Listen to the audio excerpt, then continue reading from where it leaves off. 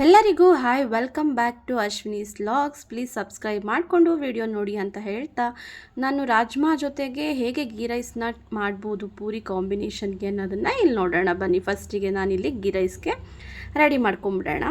ಸ್ವಲ್ಪ ಆಯಿಲ್ ಹಾಕ್ಕೊಂಡು ಮಸಾಲೆ ಐಟಮ್ ಎಲ್ಲನೂ ಕೂಡ ಆ್ಯಡ್ ಮಾಡ್ಕೊಂಡಿದ್ದೀನಿ. ಚಕ್ಕೆ ಲವಂಗ ಆ್ಯಂಡ್ 2 ಏಲಕ್ಕಿ ಹಾಕ್ಕೊಂಡಿದ್ದೀನಿ. ಆ್ಯಂಡ್ ಎಲೆ ಆ್ಯಡ್ ಮಾಡಿಕೊಂಡು ಈರುಳ್ಳಿ ಹಾಕ್ಕೊಂಡು ಚೆನ್ನಾಗಿ ಫ್ರೈ ಮಾಡ್ಕೊತಿದ್ದೀನಿ. ಜೀರಿಗೆ ಕೂಡ ಆ್ಯಡ್ ಮಾಡ್ಕೊಂಡಿದ್ದೀನಿ. ಇದು ಫುಲ್ಲು ರೋಸ್ಟ್ ಆಗೋವರೆಗೂ ಹಾಗೆ ಫ್ರೈ ಮಾಡ್ಕೊಳ್ಳೋಣ. ಸ್ವಲ್ಪ ಆಯಿಲ್ ಆ್ಯಂಡ್ ತುಪ್ಪ ಎರಡೂ ಕೂಡ ಆ್ಯಡ್ ಮಾಡಿದ್ದೀನಿ ನಾನಿಲ್ಲಿ. ಆ್ಯಂಡ್ ಜಚ್ಕೊಂಡಿರುವಂಥ ಶುಂಠಿ ಬೆಳ್ಳುಳ್ಳಿ ಪೇಸ್ಟು ಇಲ್ಲ ರೆಡಿ ಕೂಡ ಇದ್ರೂ ಆ್ಯಡ್ ಮಾಡ್ಕೋಬೋದು. 2ರಿಂದ 3 ಮೆಣಸಿನ್ಕಾಯಿನ ನಾನು ತೊಗೊಂಡಿದ್ದೀನಿ ಇಲ್ಲಿ, ಗ್ರೀನ್ ಚಿಲ್ಲಿನ.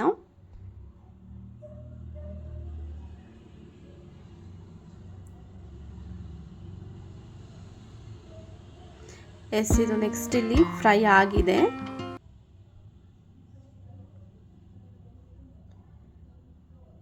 ಇಲ್ಲಿ ಸ್ವಲ್ಪ 1 ಗ್ಲಾಸಷ್ಟು ನಾನು ನೀರು ಹಾಕ್ಕೊಂಡಿದ್ದೀನಿ. ಇವಾಗ ತಳ ಹಿಡಿಬಾರ್ದು ಅನ್ನೋದಕ್ಕೋಸ್ಕರ.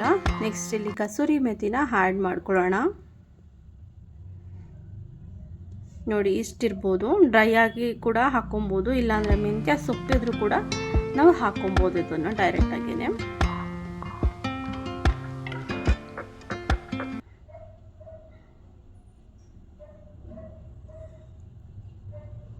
ಇಲ್ಲಿ ನಾನು ಈ ಸ್ಮಾಲ್ ಗ್ಲಾಸಲ್ಲಿ 6 ಗ್ಲಾಸಷ್ಟು ವಾಟರ್ನ ಆ್ಯಡ್ ಮಾಡ್ಕೊಂಡಿದ್ದೀನಿ. ಆ್ಯಂಡ್ ರೈಸು 3 ಗ್ಲಾಸಷ್ಟು ಸೇಮ್ ಗ್ಲಾಸಲ್ಲಿ ಆ್ಯಡ್ ಮಾಡ್ಕೊಂಡಿದ್ದೀನಿ.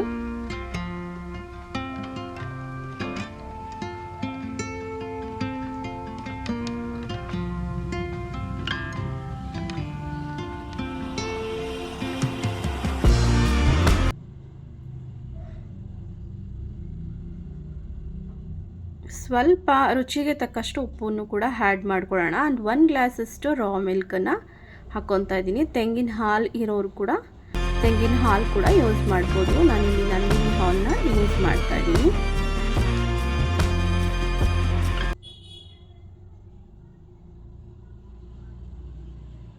ಸ್ವಲ್ಪ ಉಪ್ಪು ಕಮ್ಮಿ ಇತ್ತು, ಸೊ ನೋಡಿ ಲಾಸ್ಟಲ್ಲಿ ಹಾಕ್ಕೊಬೇಕಾಗತ್ತೆ.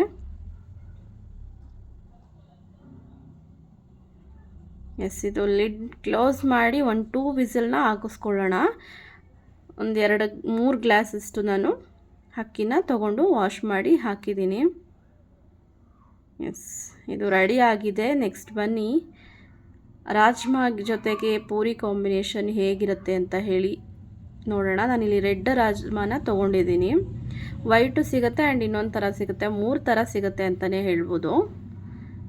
ಗೀ ರೈಸ್ಗೆ ಆ್ಯಂಡ್ ಪೂರಿ ಏನಾದರೂ ಫಂಕ್ಷನ್ಸ್ ಇದ್ದರೆ ಈ ರೀತಿ ಮಾಡ್ಕೊಬೋದು ಸಿಂಪಲಾಗಿ. ಸೊ ಇಲ್ಲಿ ಫಸ್ಟಿಗೆ ನಾನು ಒಂದು ಕುಕ್ಕರ್ ತೊಗೊಂಡು ಒಂದು 3 ಗ್ಲಾಸಷ್ಟು ಇಲ್ಲ 4 ಗ್ಲಾಸಷ್ಟು ನಾನು ರಾಜ್ಮಾನ ಹಾಕ್ಕೊತಾ ಇದ್ದೀನಿ ವಾಶ್ ಮಾಡಿಕೊಂಡು.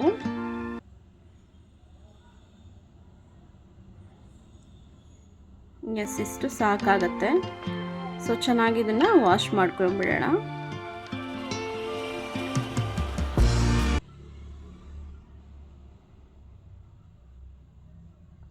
ಒಂದು 3-4 ವಿಸಲ್ನ ಹಾಕಿಸ್ಕೊಂಡಿದ್ದೀನಿ.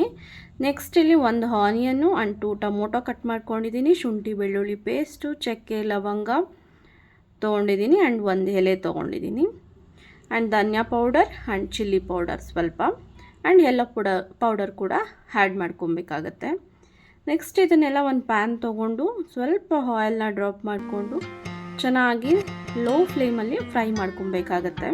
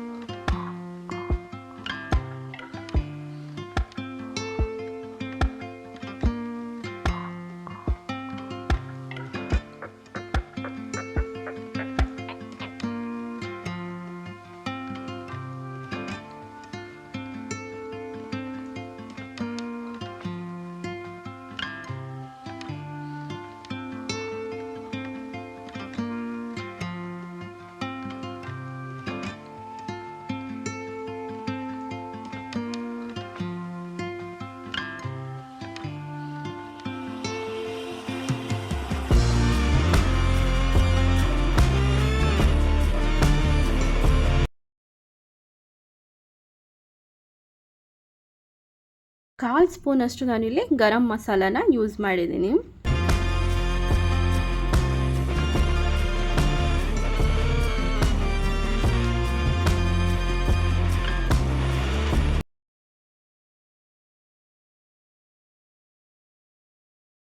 ಆ್ಯಂಡ್ ಸ್ವಲ್ಪ ಇಲ್ಲಿ ಕೊತ್ತಂಬರಿ ಸೊಪ್ಪು ಆ್ಯಂಡ್ ತೆಂಗಿನಕಾಯಿ ತುರಿನ ಆ್ಯಡ್ ಮಾಡ್ಕೊಂಡಿದ್ದೀನಿ. ಇದನ್ನು ರುಬ್ಕೊಂಡು ಬರೋಣ. ಒಂದು ಪೇಸ್ಟ್ ಆದರೆ ಚೆನ್ನಾಗಿರುತ್ತೆ ಇದು ಅಷ್ಟೇ.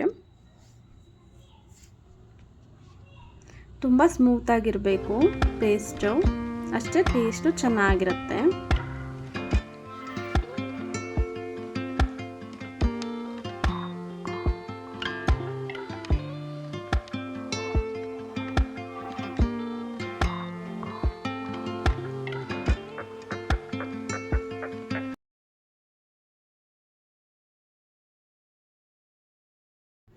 ನೆಕ್ಸ್ಟ್ ಇಲ್ಲಿ ಒಂದು ಪ್ಯಾನ್ ತೊಗೊಂಡಿದ್ದೀನಿ.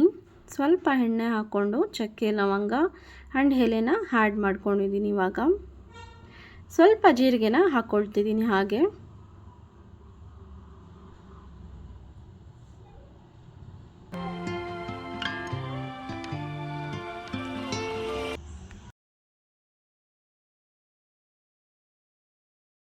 ಆ್ಯಂಡ್ ಸಣ್ಣಗೆ ಕಟ್ ಮಾಡಿರುವಂಥ ಆನಿಯನ್ ಕೂಡ ಹಾಕ್ಕೊಂಡು ಚೆನ್ನಾಗಿ ಫ್ರೈ ಮಾಡ್ಕೊಬೇಕು.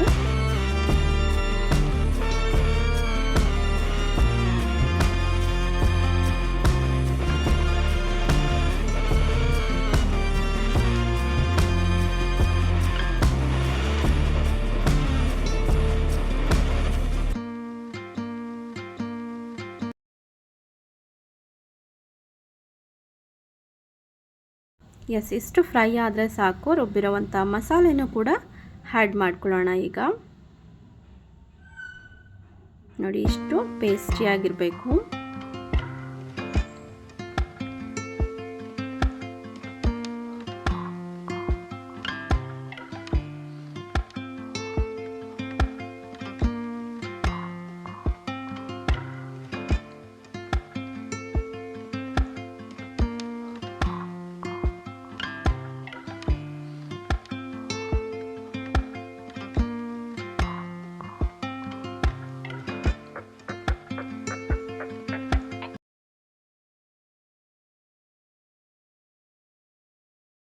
ಆ್ಯಂಡ್ ಸ್ವಲ್ಪ ರುಚಿಗೆ ಉಪ್ಪು ನೋಡಿಕೊಂಡು ಹಾಕೊಬೇಕಾಗತ್ತೆ.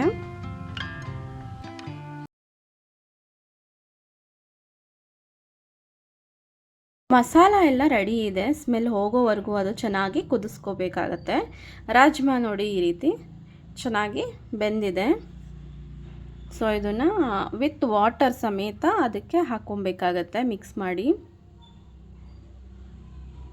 ಒಂದು ಕುದಿ ಬರೋವರೆಗೂ ಹಾಗೆಯೇ ಕುದಿಸ್ಕೊಳ್ಳೋಣ ಇದನ್ನು.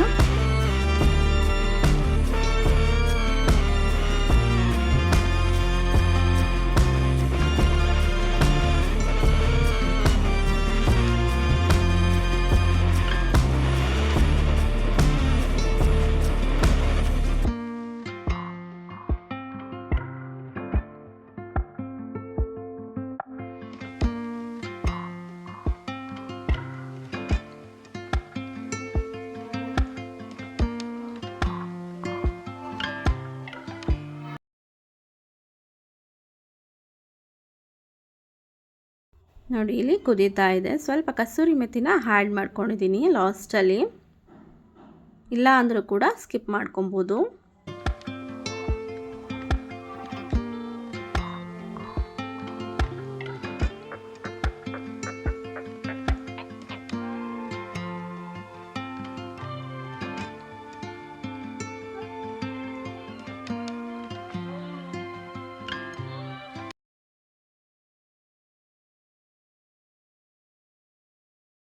ನೀವೇ ನೋಡ್ಬೋದು, ರೆಸ್ಟೋರೆಂಟ್ ಸ್ಟೈಲಲ್ಲಿ ತುಂಬ ಚೆನ್ನಾಗಿದೆ. ಘಮ ಮಾತ್ರ ಫ್ಲೇವರ್ ಅಷ್ಟು ಸೂಪರಾಗಿತ್ತು.